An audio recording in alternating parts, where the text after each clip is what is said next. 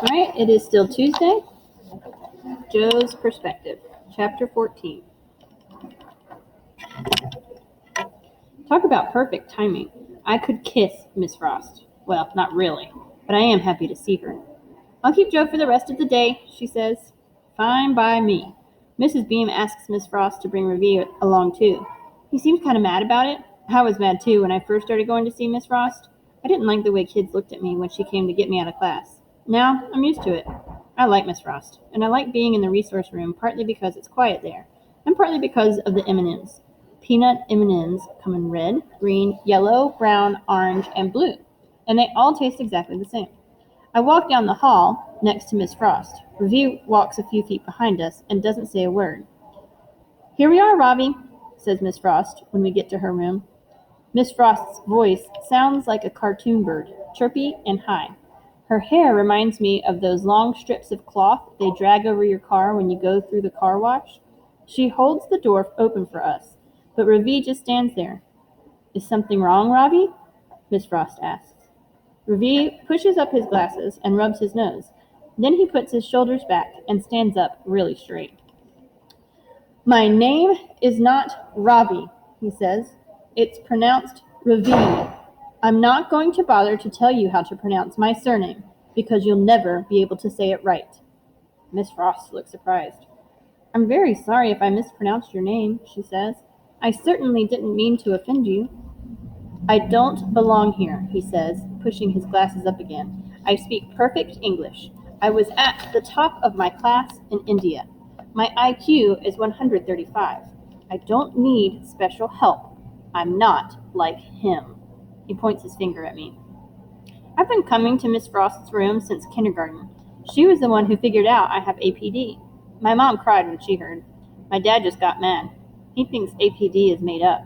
He says doctors do that all the time to make money. Have a seat, Joe, and I'll be right with you, Miss Frost tells me now. I sit down, dig a blue peanut M&M out of the big bowl in the middle of the table, and start sucking on it. Ravi. Ravi. I say it to myself a few times until it starts to feel natural. I bet I could learn how to say his last name too if I wanted to. But why should I bother?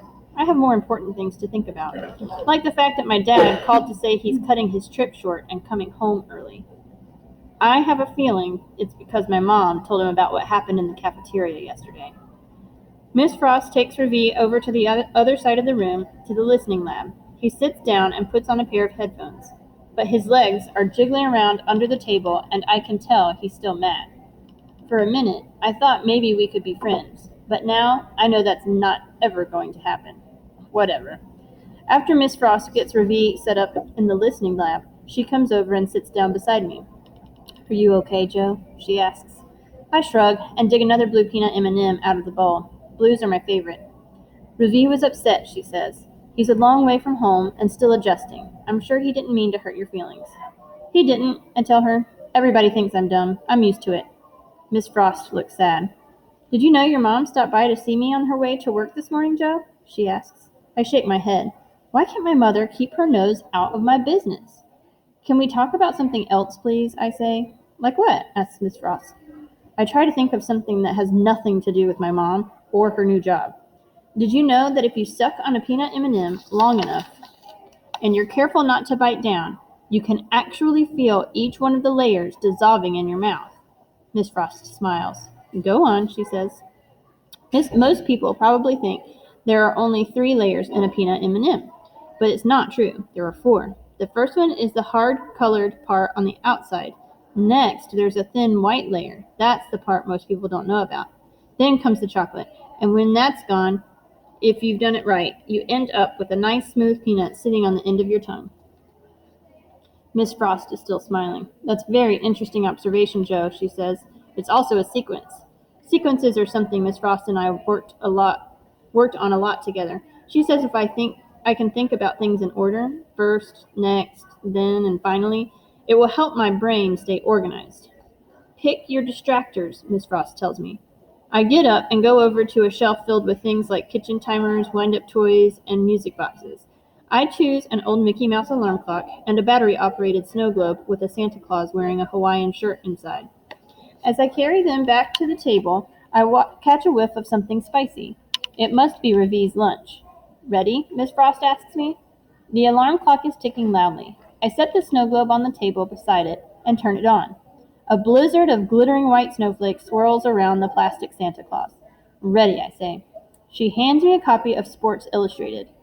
First, find a page with no pictures on it. Next, circle all the words that begin with the letter T, she tells me.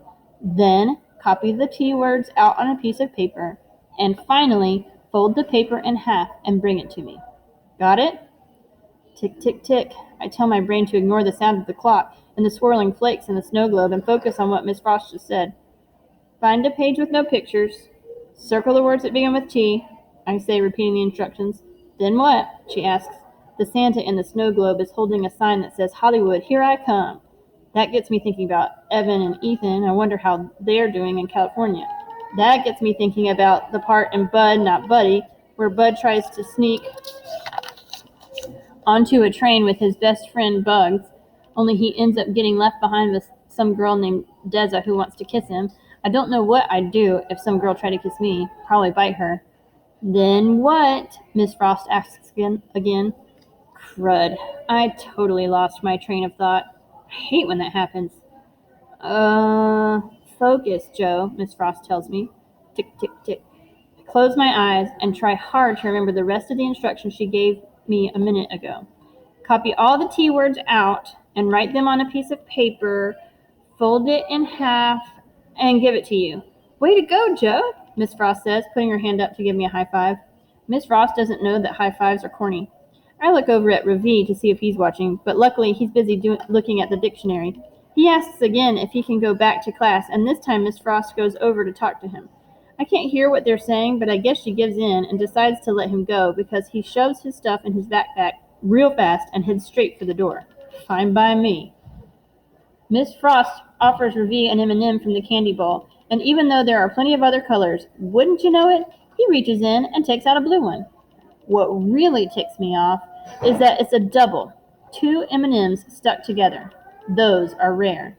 He doesn't say goodbye, he doesn't eat the M&M either, just puts it in his pocket and heads for the door. Something's different about him. He's not mad anymore. He seems more sad. Not that I care how he feels. I'm glad he's leaving. Joe, says Miss Frost, I'll be back in a minute, then we can get lunch.